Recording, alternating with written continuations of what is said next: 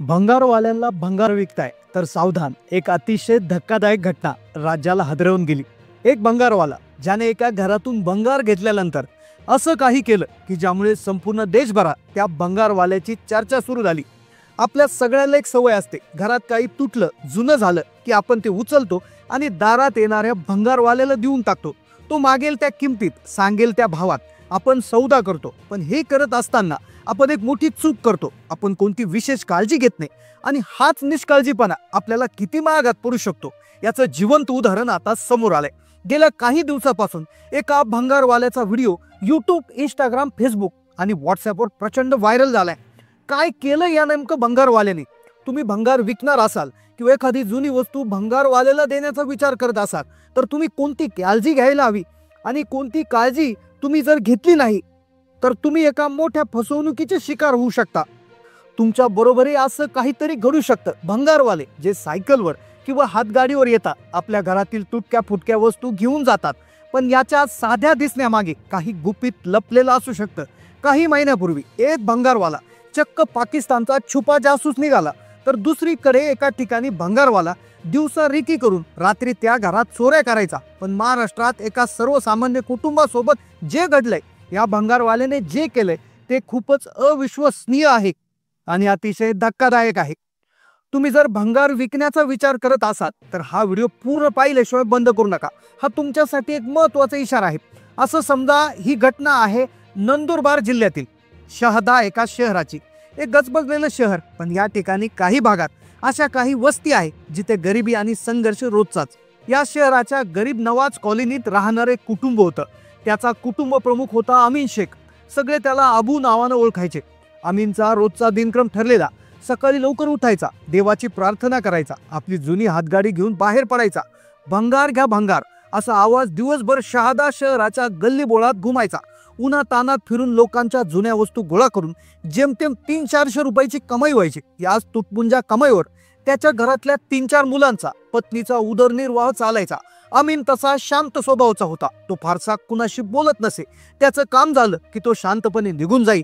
त्याच्या या शांतपणामुळे काही लोक त्याच्याकडे संशयाने पाहायचे। तो लोकांच्या घरात जायचा, त्यांच्या जुन्या वस्तू तपासायच्या, पण भंगार तपासण्याच्या बहाण्याने त्याचं लक्ष दुसरीकडे तर नसायचं ना। तो नक्की काय शोधत होता हाच प्रश्न आता सगळ्यांना पडलाय। ती तारीख होती 8 मे 2025। शहादा शहरातील एका सुशिक्षित वस्तीतील भूषण राजपूत यांचं घर। ही वस्ती प्रतिष्ठित होती, श्रीमंत लोकांच्या वस्तीमध्ये घर होतं। ते होतं भूषण राजपूतांचं। घरात लगबग सुरू होती। भूषण यांच्या आईला नंदुरबारला एका महत्त्वाच्या कौटुंबिक कार्यक्रमासाठी जायचं होतं। कोणत्याही आईप्रमाणे त्यांनाही आपल्या लेकी सुनांसाठी जपून ठेवलेले दागिने बाहेर काढले। एक एक करून सगळे दागिने त्यांनी एका कापडी पिशवीत भरले। जवळपास 9.5 ते 10 तोळे सोनं आजच्या बाजार भावानुसार तब्बल 10 लाख रुपयांना अधिक किमतीचं होतं। त्यांनी दागिन्यांची पिशवी व्यवस्थित ठेवली, पण अचानक एक फोन आला आणि काही कारणास्तव त्यांचा नंदुरबारला जाण्याचा बेत रद्द झाला। आज जाऊ उद्या जाऊ, आता दागिने आपण इथंच राहू देऊ असा विचार करून त्यांनी ती पिशवी कपाटात एका बाजूला ठेवली होती। पण दुर्दैवाने त्याच ठिकाणी घरातील जुनी रद्दी म्हणजे जुने वर्तमानपत्राचा ढिगारा साचला होता। त्याच वेळी दारात भंगारवाल्याची एक आरोळी आली। तो होता अमीर शेख। आईने भूषण याला सांगितलं, अरे घरात खूप रद्दी साचली आहे, ती भंगारवाल्याला देऊन टाक। भूषण यांनी घरातली सगळी रद्दी गोळा केली आणि त्या भंगारवाल्या अमीर शेखला देऊन टाकली। त्या कागदाच्या ढिगाऱ्याखाली एका कोपऱ्यात एका छोट्याशा कापडी पिशवीत एका कुटुंबाचं भविष्य, त्यांच्या भावना आणि त्यांची आयुष्यभराची कमाई होती, म्हणजेच त्या दागिन्याची पिशवी होती। पण गडबडीत ना आईचं लक्ष गेलं ना भूषणचं। एका छोट्या चुकीमुळे 10 लाखाचं सोनं त्या रद्दीसोबत भंगारवाल्याच्या हातगाडीवर पोहोचलं होतं। अमीन शेख ते भंगार घेऊन आपल्या वाटानं निघून गेला। राजपूत कुटुंब आपल्या दैनंदिन कामात व्यस्त झालं। या गोष्टीपासून पूर्णतः अनभिज्ञ दुसरा दिवस उघडला। राजपूत कुटुंबाला नंदुरबारला जाण्याचा बेत पुन्हा ठरला। काल सांगितल्यानुसार आज पुन्हा नंदुरबारला निघायचं होतं। आई तयार झाली। तयार होऊन दागिने घालण्यासाठी कपाटाजवळ गेली। कपाटात गेल्यानंतर तिथे पाहिलं, दागिन्याची पिशवी नव्हती। त्यांना वाटलं आपण दुसरी कुठेतरी ठेवलं असेल। त्यांनी अक्षरशः सगळं घर पालतं घातलं। प्रत्येक कप्पा ना कप्पा, ड्रॉवर उघडून बघितला, पण ती पिशवी कुठेच नव्हती। अचानक त्यांच्या डोक्यात वीज चमकली। त्यांना आठवलं, रद्दी भंगारवाला ज्याला दिलेली आहे। अक्षरशः त्यांना धक्का बसला। लगेच भूषण यांनी भूषणला फोन केला। त्यांची अवस्था वाईट झाली होती। भूषण सांगताच आईचा फोन आला। भूषणला समजताच भूषणही हादरला। त्यांच्या आवाजातील भीती ऐकून त्याला कळलं की आता प्रकरण फार गंभीर आहे। त्यांनी मग भंगारवाल्याचा शोध घ्यायला सुरू केला। त्या भूषणकडे त्या भंगारवाल्याचा मोबाईल नंबर होता, पण त्याचा घराचा पत्ता माहीत नव्हता. भूषणने भंगारवाल्याच्या मोबाईलवर फोन लावायला सुरुवात केली, पण तो फोन उचलत नव्हता. वेळ वेगानं पुढे जात होता. प्रत्येक क्षणासोबत सोनं मिळण्याची शक्यता धुसर होती. त्याने अमीनच्या नंबरवर फोन लावला, तो उचलत नव्हता. बऱ्याच वेळा मिस कॉल पडत होते. आता त्याच्या मनात शंकेची पाल चुकलुकची. भूषणला वाटलं, आता एवढं सोनं घेऊन अमीन पळून तर गेला नसेल, या भंगारवाला आपलं सोनं घेऊन कुठेतरी फरार तर झाला नसेल, असे हजारो नकारात्मक विचार त्याच्या मनात येऊ लागले. अखेर खूप शोधाशोध केले, इकडे तिकडे विचारलं, ओळखीच्या लोकांना, शेजारच्या गल्ली, तो जिथे जायचा, जिथून जायचा, अशा पद्धतीची विचारपूस सुरू झाली. आणि कसं बसं ते अमीन शेखच्या घरापर्यंत ते पोहोचले. त्याला पाहिल्यानंतर भूषण यांनी त्यांना लगेच घडलेली घटना सांगितली. आणि आता इथूनच घटनेला, या कथेला एक धक्कादायक वळण मिळणार होतं. भूषण यांना वाटलं की अमीन शेख आता ओळख दाखवणार नाही किंवा मला काही माहीत नाही असं म्हणून तो हात वर करेल. पण अमीनने शांतपणे सगळं ऐकून घेतलं. त्याच्या चेहऱ्यावर चिंता दिसू लागली. तो म्हणाला, साहेब, मी ते भंगार त्या दिवशी शहाद्याच्या एका मोठ्या होलसेल व्यापाऱ्याला विकून टाकलं होतं. हे ऐकून राजपूत कुटुंबाच्या काळजाचा ठोका चुकला. आईच्या पायाखालची जमीन सरकली. ती म्हणाली, काय मोठी चूक झाली. मी त्या रद्दीमध्ये दागिन्याची पिशवी ठेवली. भूषण यांच्यासाठी हा दुसरा मोठा धक्का होता. सोनं आता एका व्यक्तीकडून निसटून भंगाराच्या महासागरात हरवलं होतं. पण अमीन शेख तिथंच थांबला नाही. तो म्हणाला, तुम्ही काळजी करू नका साहेब, चला आता आपण त्या व्यापाऱ्याकडे जाऊ. तो भूषण यांना घेऊन त्या होलसेल दुकानात गेला. तिथे 1000 किलोच्या भंगारांचे ढिगारे होते. त्यात एक छोटी पिशवी शोधणं म्हणजे गवताच्या गंजीत सुई शोधण्यासारखं होतं. त्यांनी CCTV फुटेज तपासले, भंगाराचे ढिगारे तपासले, पण सोनं काही सापडेना. आता राजपूत कुटुंबांनी आशा सोडून दिली होती. तेव्हाच अमीन शेखला काहीतरी आठवलं. एक छोटीशी आशा त्याच्या मनात जागी झाली.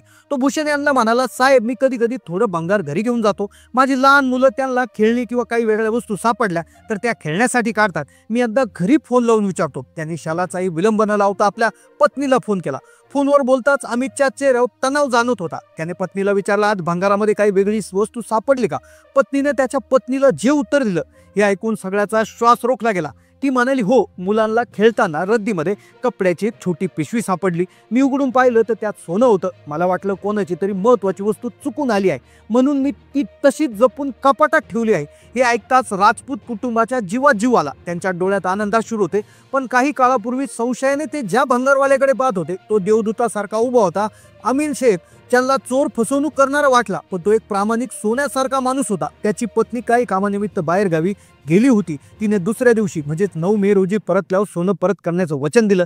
सांगितल्याप्रमाणे दुसऱ्या दिवशी अमीन शेख आणि त्याच्या पत्नीने 10 लाख रुपयाची दागिन्याची पिशवी राजपूत कुटुंबाच्या ताब्यात दिली. ती पिशवी हातात घेताच राजपूत कुटुंबियांना जो आनंद झाला तो शब्दात सांगता येणार नाही. भूषण म्हणतात, त्यांनी आम्हाला आमची सगळी अमानत जशीच्या तशी परत केली. आम्ही आमच्या घरासमोर असलेल्या सोनाराकडे जाऊन तपासणी केली. सगळं सोनं व्यवस्थित होतं. त्या माणसाने ना जात पाहिली ना धर्म पाहिला. त्याने फक्त माणुसकी पाहिली. आजच्या जगात माणुसकी अस्तित्वात आहे. आम्हाला अनुभव आला. या प्रामाणिकपणाने भारावून गेलेल्या भूषण राजपूत यांनी अमीन शेखला बक्षीस देण्याचं ठरवलं. ते सांगतात, त्याच्याकडे एक साधा खराब झालेला मोबाईल होता. त्याचा प्रामाणिकपणा पाहून मी त्याला 15,000 रुपयाचा एक नवीन स्मार्टफोन भेट दिला. हा मोबाईल फक्त एक वस्तू नाही, तर त्याच्या प्रामाणिकपणाचा एक केलेला एक मानाचा मुजरा होता. अमीन शेख याचं कर्तृत्व आज संपूर्ण महाराष्ट्राचे देशासाठी आदर्श ठरलंय. गरिबीने शरीर व्यापलं होतं, पण मन सोन्यासारखं शुद्ध होतं. जिथे पैशाच्या मागे धावताना नाती आणि मूल्य मागे सुटतात, तिथे अमीन शेख सारखी माणसं आपल्यासाठी थांबून विचार करायला भाग पडतात. त्यामुळे या कथेचा शेवट एका इच्छेने नाही तर एका विश्वासाने होतो. पुढच्या वेळी जेव्हा तुमच्या दारात भंगारवाला येईल तेव्हा त्याच्याकडे संशयाने पाहण्याऐवजी त्याच्यातल्या अमीन शेखला पाहण्याचा प्रयत्न करा. पण भंगार देत असताना आपण कोणती वस्तू कुठे ठेवली, आपण काय देत आहोत याची तपासणी करायला विसरू नका. कारण की जगात अजूनही प्रामाणिकपणा शिल्लक आहे, पण आपण आजही अशा वस्तू देत असताना, हाताळत असताना काळजी घेणं हे त्याहीपेक्षा महत्त्वाचं आहे. अमीन शेख सारख्या माणुसकीच्या त्याच्या प्रेरणादायी कार्याला आमचा सलाम. तुम्हाला या घटनेबद्दल काय वाटतं आम्हाला कमेंटमध्ये नक्की सांगा. चॅनलला नवीन असाल तर सबस्क्राईब करा. धन्यवाद.